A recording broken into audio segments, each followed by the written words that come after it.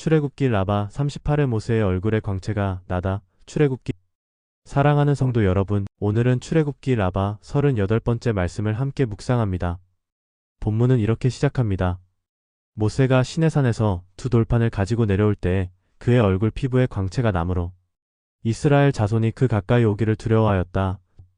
이는 금송아지 사건 이후 모세가 다시 하나님의 용서를 구하고 두 번째로 율법의 돌판을 받아 내려오던 순간입니다. 이스라엘 백성은 금송아지로 하나님의 진노를 샀고 돌판은 깨어졌습니다. 그러나 하나님의 자비는 끝나지 않았습니다.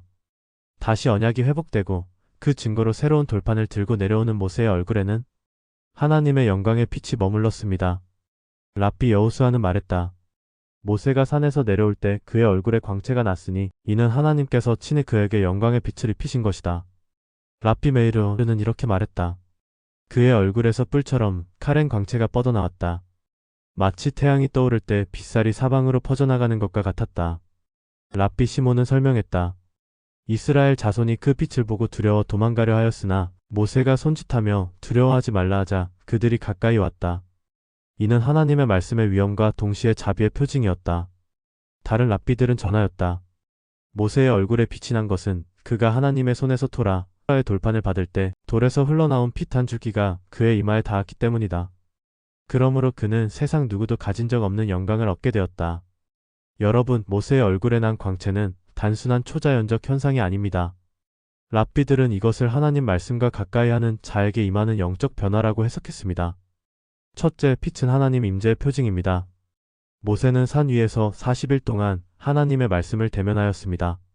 사람은 누구든지 오랫동안 무엇을 바라보면 그 모습이 스며듭니다.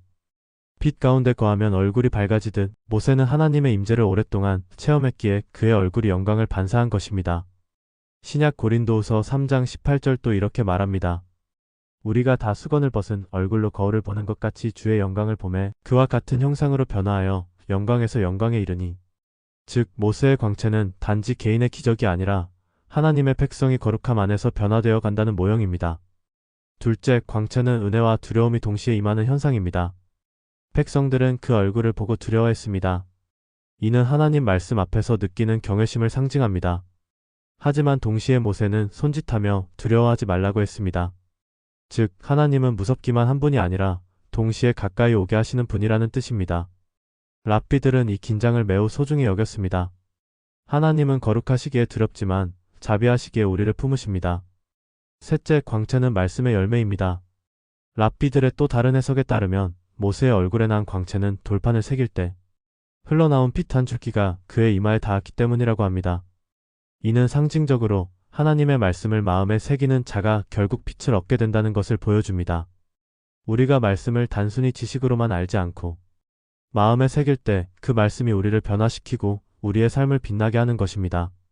넷째, 이 빛은 일시적이지 않았습니다. 모세는 이후에도 하나님과 만날 때마다 얼굴을 가리기 위해 수건을 썼습니다.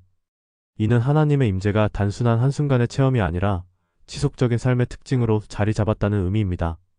신앙생활도 마찬가지입니다. 일시적인 감정이나 체험으로 끝나는 것이 아니라 말씀과 동행하는 삶 전체가 하나님의 빛을 품는 과정입니다. 사랑하는 여러분, 오늘 우리는 모세의 얼굴에 임한 하나님의 빛을 묵상했습니다.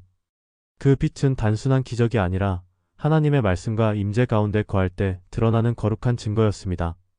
여러분의 삶에도 같은 은혜가 있기를 기도합니다. 말씀을 대할 때마다, 기도할 때마다 하나님의 임재가 여러분의 마음을 비추시기를 바랍니다. 비록 육안으로 얼굴에 빛이 나타나지 않더라도 여러분의 언어, 태도, 표정, 관계 속에서 그 빛이 드러나길 소망합니다. 오늘 하루도 하나님의 영광이 여러분의 얼굴을 밝히고 주변 사람들에게 평안과 기쁨을 전하는 하루가 되기를 간절히 축원합니다.